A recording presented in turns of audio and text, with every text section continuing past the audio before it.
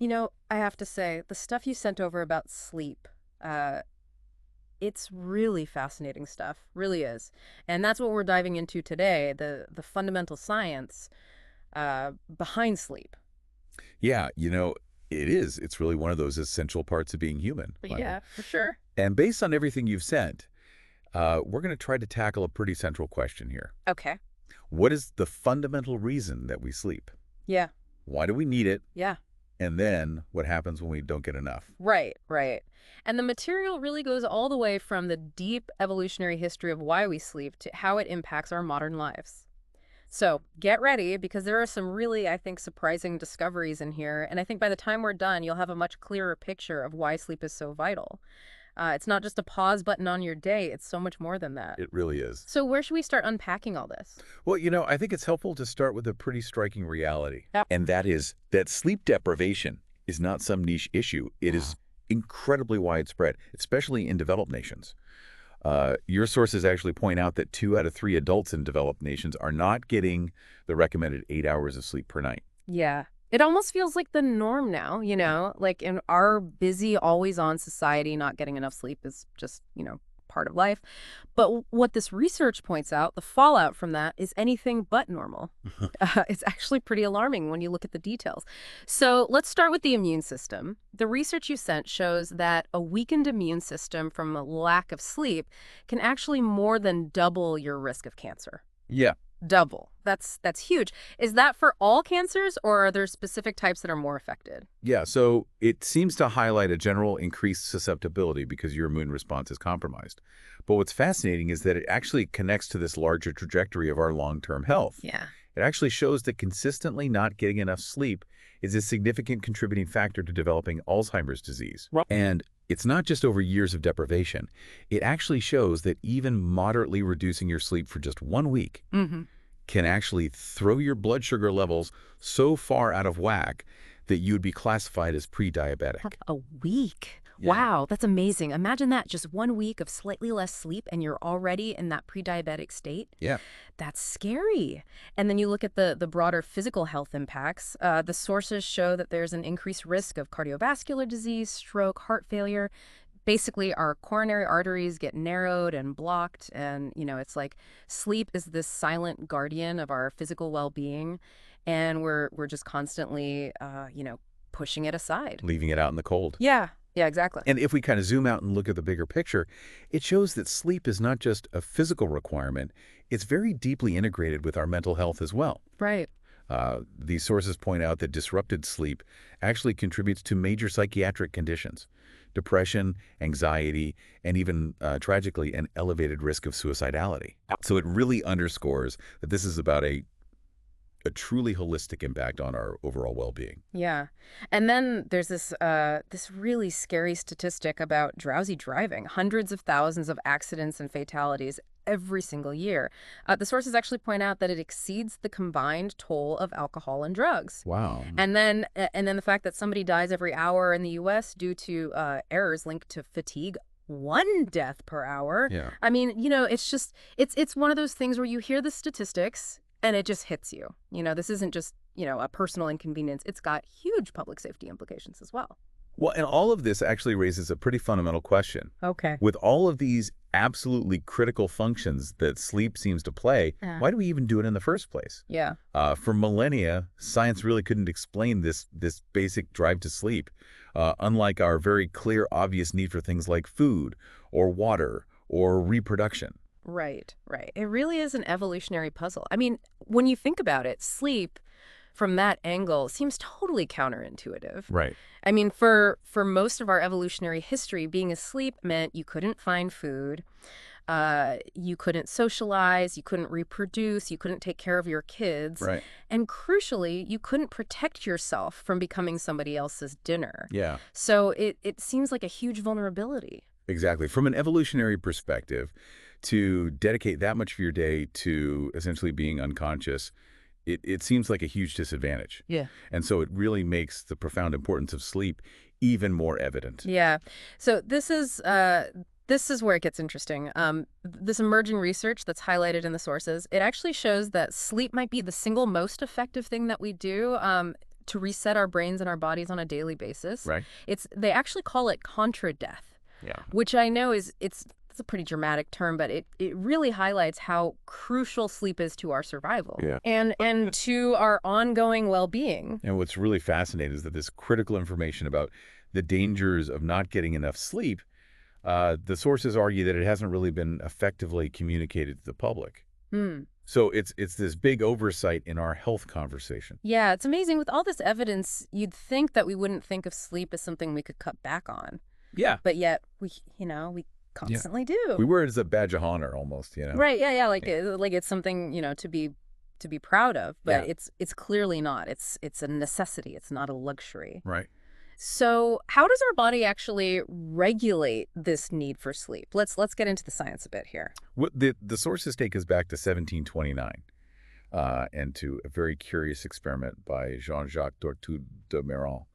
And he was working with this plant called the Mimosa pudica. Oh, okay. So we're talking about a plant experiment now. Yeah. What does this have to do with human sleep? Well, what de Méran observed was that the leaves of this plant would follow the sun's movement throughout the day, and then at night they would fold down, even when he kept the plant in total darkness. And this was groundbreaking because it was the first real evidence of an internal biological clock at work. Wow. Even Darwin was captivated by this. He actually referred to them as sleeping leaves. That's amazing. In the 1700s, they were already figuring this out. Yeah. So even plants have a sort of internal timekeeping system. That's wild. It is, and it begs the question, what other biological rhythms are we only, beginning to understand? Yeah, for sure. For sure. So the human brain, it also has this internal clock, right? What's it called again? Yeah, so we call it the circadian rhythm. Circadian rhythm. Okay. And your sources explain that the brain actually uses daylight as the primary signal to reset that clock every day. And it makes sense when you think about it, because the Earth rotates, the sun rises and sets every single day. It's the most reliable cue in our environment. It's like our natural reset button. So our entire sleep-wake cycle is anchored to the Earth's 24-hour day-night cycle. That feels intuitively right, but it's cool to see the science there. Yeah. So how does our modern life, how does that kind of clash with these natural rhythms? Because I know it does. Well, it seems that our modern work schedules are often designed in a way that really favors larks. Yeah, morning people, early risers. Okay. And it really punishes the owls, the night owls among us, the ones who naturally function better in the evening. Yeah.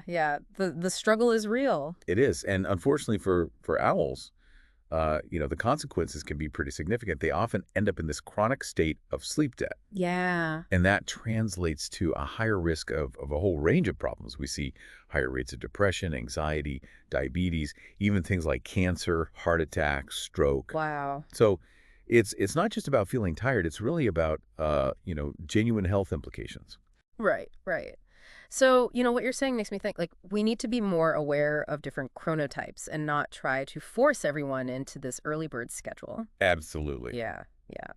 Okay, so let's talk about caffeine for a second. We all reach for that when we're feeling sleepy. Right. So what's actually going on there? What's caffeine doing? So caffeine works by blocking a chemical in the brain called adenosine. Okay. And adenosine gradually accumulates throughout the day. And it basically creates what we call sleep pressure.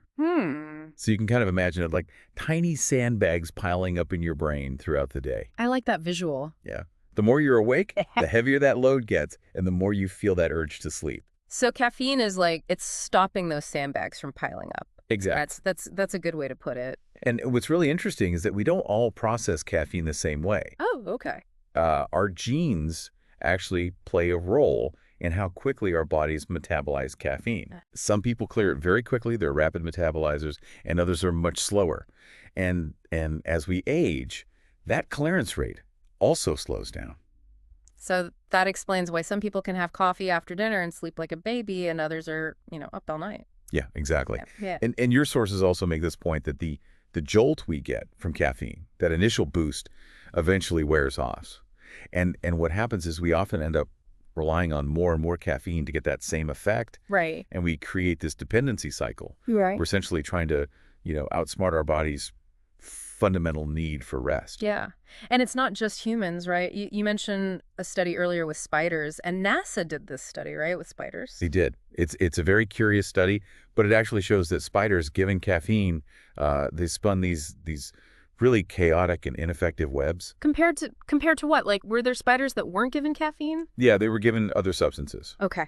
Yeah. And yeah, the ones on caffeine, they were all over the place. Yeah. Spiders on caffeine building terrible webs. That's Yeah. both bizarre and terrifying at the same time. Talk about a productivity killer. Right. But it's a really good illustration of how caffeine can disrupt even the most basic biological programming. It is. It is. Okay, so we've got this adenosine building up throughout the day. We've got this internal clock, this circadian rhythm. How do these two things work together to regulate our sleep? So as we've talked about, adenosine levels rise during our waking hours. That's process S. Okay. And it increases our desire to sleep. So the longer we're awake, the more that sleep pressure builds up. At the same time, our circadian rhythm has this powerful upswing of alertness, and that usually peaks in the morning. Hmm. And so the ideal situation, according to your sources, is that you have low levels of adenosine coinciding with this peak in circadian activity. Okay. That's when we feel most awake, alert, and refreshed. Assuming we've had enough sleep beforehand, right? Right. Yeah. Yeah. So what happens when we do sleep? What happens to all that adenosine? Well, during sleep, our brains actually work to clear out that adenosine. Okay. And so for a healthy adult, getting around 8 hours of sleep, that detoxification process is usually complete. Okay. And coincidentally, this time frame is also when our circadian rhythm starts to ramp up its alertness signals again. Makes sense. So we wake up naturally. So it's like this beautiful dance between the release of that sleep pressure and then the resurgence of our internal wakefulness signal.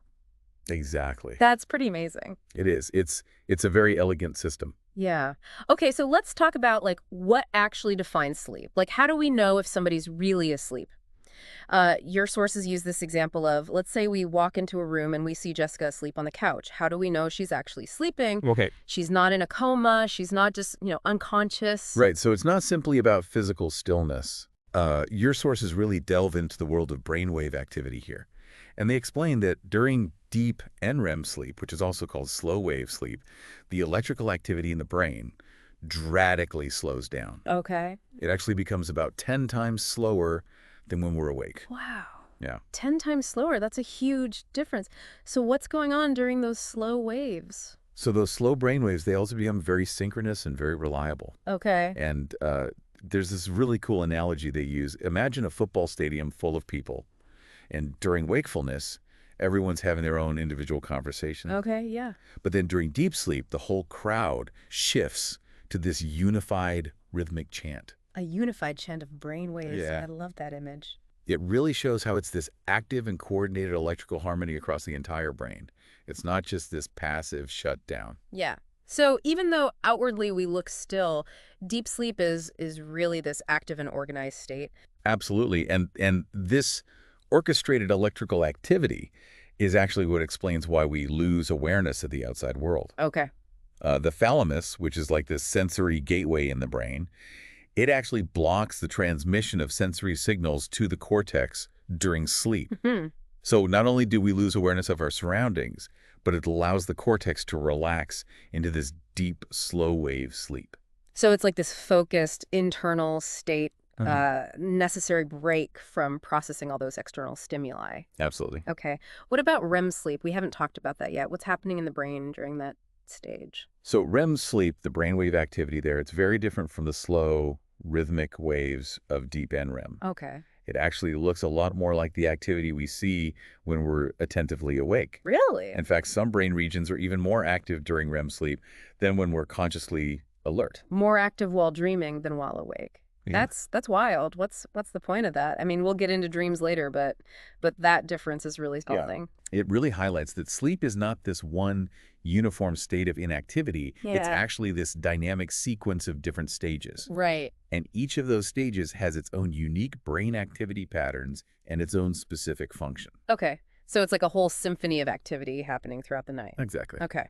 So what about other animals? Do they sleep the same way we do? Like, do all creatures experience these same stages and need similar amounts of sleep? So across the animal kingdom, there's actually an incredible diversity in sleep patterns. Okay.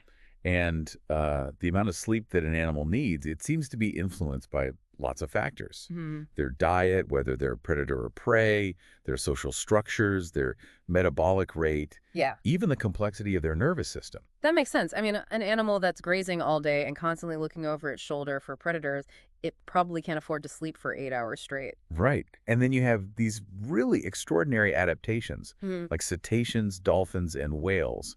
They actually exhibit what we call unihemispheric sleep, meaning that one half of their brain goes to sleep while the other half stays awake, So half their brain is asleep and the other half is awake. So Yeah. they're always like half alert. That's incredible. like a built-in co-pilot. Yeah, that's amazing. Birds also demonstrate this unihemispheric sleep. Okay. But for humans, we always sleep with both hemispheres of our brains engaged in some state of NREM sleep. Okay. And REM sleep seems to always be a whole brain phenomenon, Okay. even in other species. It's never split brain. So that really makes you think that there's something fundamental going on during REM that requires this coordinated whole brain involvement. Absolutely. And your sources also point out that even extreme environmental pressures, things like starvation, can actually diminish sleep patterns, Even in humans. even in humans. Yeah. So when the need to find food becomes critical, that drive to nourish yourself can temporarily override the need for sleep. Yeah, that makes sense evolutionarily speaking. Like survival trumps everything. Okay, so let's talk about this idea of a natural sleep tendency. Not just the one big chunk of sleep at night, but the idea that maybe we're wired for more than that. Right. So you know that feeling you get in the early afternoon after a meal where you just want to take a nap? Oh yeah, the post-lunch slump, it hits me hard. Yeah. Yeah, it hits a lot of us. It's actually called the postprandial alertness dip. Okay. And it seems to suggest that there's this innate biological drive for an afternoon nap.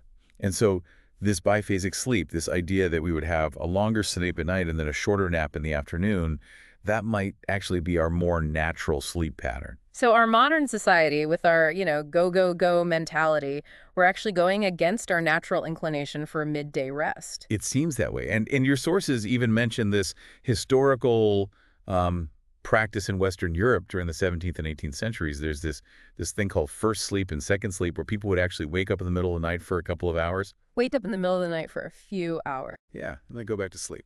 That's weird. Are you sure that was a common thing? That just sounds bizarre to me. It was definitely happening.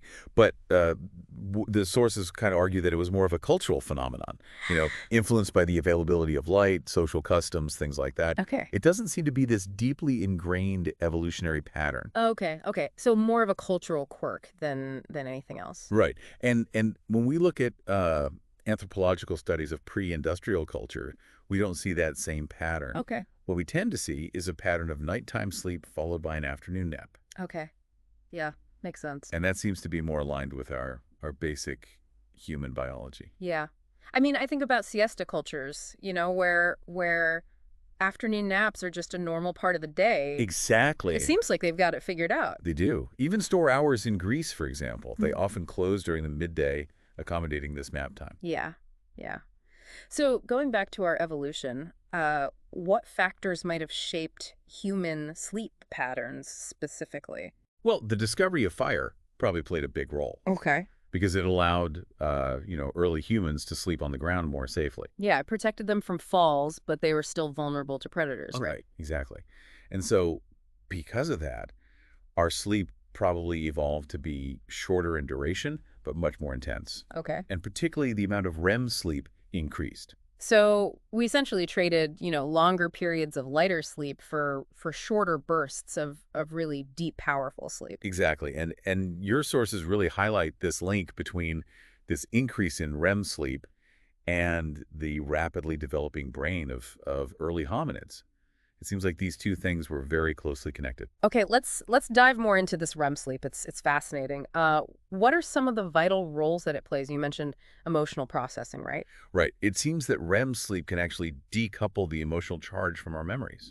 So it allows us to remember things without necessarily reliving the emotions so intensely. Exactly. Yeah. And the thinking is that without this, we might all be much more susceptible to anxiety, to emotional dysregulation. That's a really powerful idea. Like our dreams are helping us process these experiences without the lingering pain. Yeah.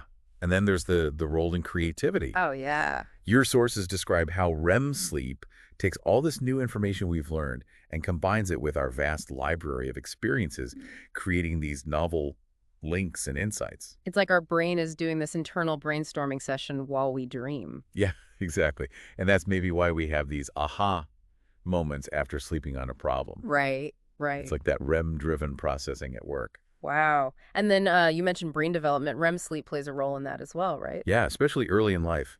It acts like this electrical fertilizer during the second and third trimester of pregnancy. So it stimulates brain growth. Exactly. It stimulates the growth of those neural pathways, those synaptic connections. And the fact that REM sleep peaks during periods of peak brain construction across all mammals, that really reinforces this idea. Yeah.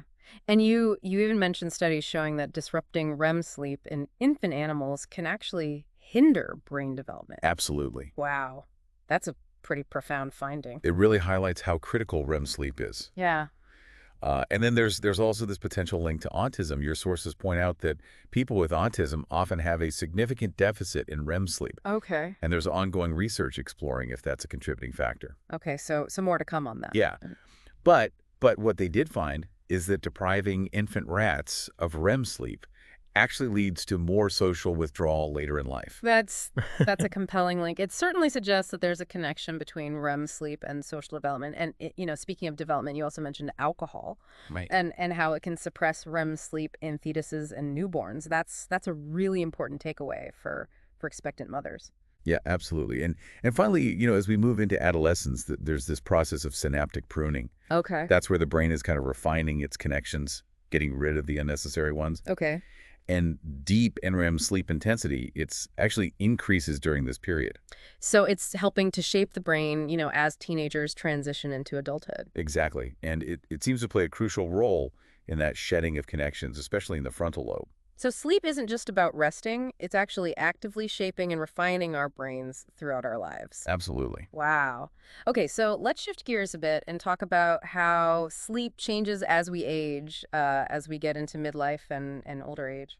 Well, your sources point out that sleep often becomes much more difficult and disordered as we get older. Yeah, and there's this common myth, I think, that older adults just need less sleep. But the material you sent, it kind of dispels that, right? It does. It seems that they still need just as much sleep as when they were younger.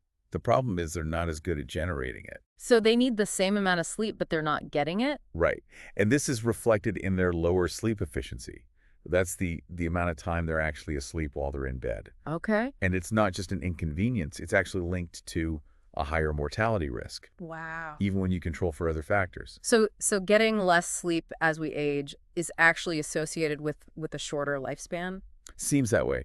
And your sources suggest that things like melatonin supplementation might be helpful for some older adults. Okay. It can help regulate their circadian rhythms and improve their sleep onset. Okay, that makes sense. But the decline in the quantity and quality of deep sleep, that remains a really significant and somewhat of a mystery as we age. Yeah, so the cause is still not clear. Right. But it's a crucial area of research given how important deep sleep is for learning, for memory, for overall brain health. Yeah, it is. And speaking of memory, the material you sent really highlights how crucial sleep is for learning and memory. Both before we learn and after we learn. Yeah, so getting enough sleep the night before we try to learn something new is really important. Okay. It refreshes our brain's capacity to form new memories. Mm. And the hippocampus, which is the brain region responsible for storing those fact-based memories, it doesn't function nearly as well when we're sleep deprived. Yeah, that makes sense. In fact, one study showed a 40% deficit in the ability to form new memories after just one night of inadequate sleep. Wow. And even shallow sleep, even if you're not getting good quality sleep, that can disrupt the process. So pulling all-nighters to study for a test is actually counterproductive. It really is. You're basically sabotaging your brain's ability to learn that information. Wow. Okay, so we need sleep before learning. Yeah. And what about after we learn? Well, getting enough sleep after learning is also vital. because this is when memory consolidation happens. That's when those new memories get transferred from the hippocampus to the cortex for long-term storage. Hmm. And the more deep NREM sleep we get after a learning session, the better our recall is going to be. So sleep is like the librarian of the brain. It's taking all that new information, Yeah. organizing it, and filing it away. Exactly. And your sources also mentioned some really cutting-edge research into how we can actually boost memory function during sleep. Oh, okay. Like what? Things like using electrical pulses during deep sleep to gently stimulate the brain. That sounds like science fiction. It does. And then there's this technique called targeted memory reactivation, Okay. where they present specific cues during sleep to reinforce what you learned. Wow. So you can actually like nudge the brain during sleep to enhance memory? Yeah.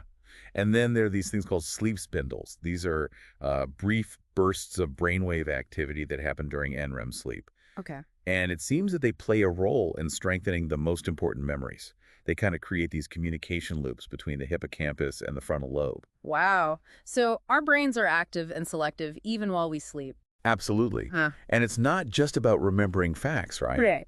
Your sources also highlight how sleep is crucial for motor skill learning. Oh, yeah. So when we sleep, it helps transfer those new motor skills to more subconscious brain circuits. So like muscle memory. Yeah, exactly. Yeah. And that leads to them becoming more automatic, more instinctual. Okay. So think about a musician practicing a new piece or an athlete perfecting their swing. Right. Sleep is what helps turn that practice into mastery. Exactly. And then finally, in the realm of memory, your sources talk about the link between REM sleep and creativity Okay. and how it helps us make these novel connections Ah. between seemingly unrelated things. So those weird kind of nonsensical dreams we have, Right. they might actually be our brains exploring new possibilities, coming up with new ideas. Absolutely. And REM sleep seems to have this unique way of processing memories that favors those distant, non-obvious connections. Okay. It's very different from our more linear, logical thought processes during wakefulness. So it's like our brain has a secret creative laboratory, and it only opens its doors when we're dreaming. Exactly. And studies have shown that sleep, especially that REM-rich late morning sleep, it can significantly boost our ability to solve problems in creative ways. Yeah. And then you have these really amazing lucid dreaming experiments Okay. where they put people in MRI scanners and they can Yeah.